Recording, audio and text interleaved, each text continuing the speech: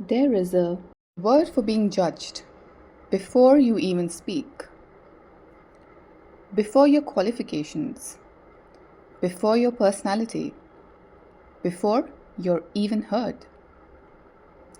In 1970, a new word entered public discourse: lookism. A research archive at the Georgia Institute of Technology defines it simply: judging an individual's character through appearance.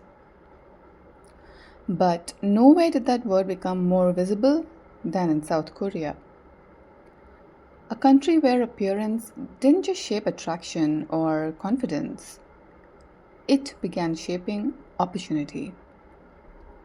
By 1953, much of South Korea was devastated, economically, physically, and socially.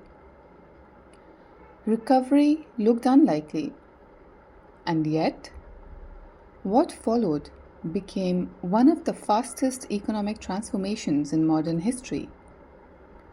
Factories grew, cities expanded, schools multiplied.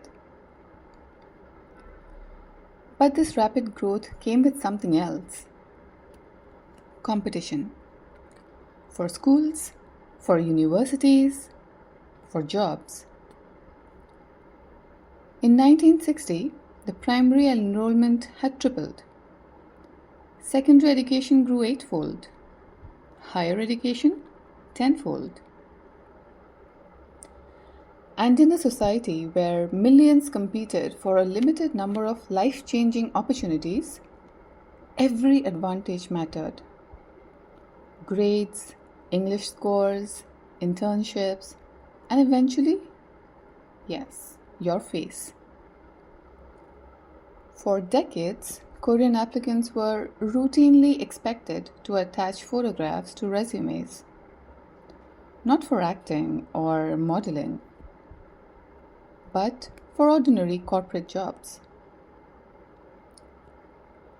And once the appearance becomes economically valuable, markets respond.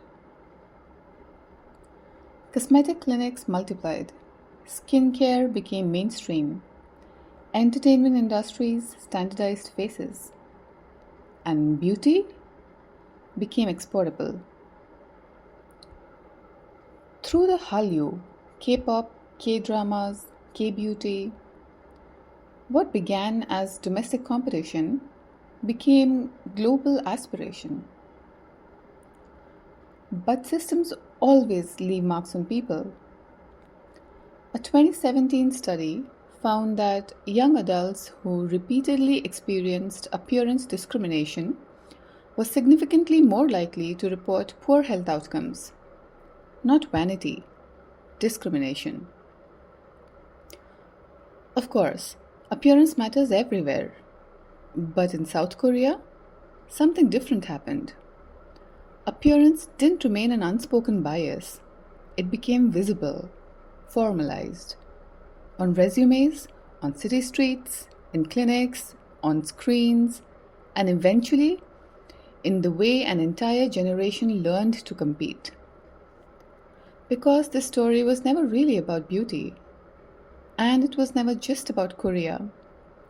It was about what happens when competition becomes relentless, when insecurity becomes profitable, and when appearance becomes economic capital.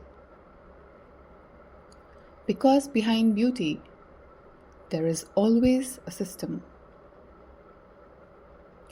This is Behind Society.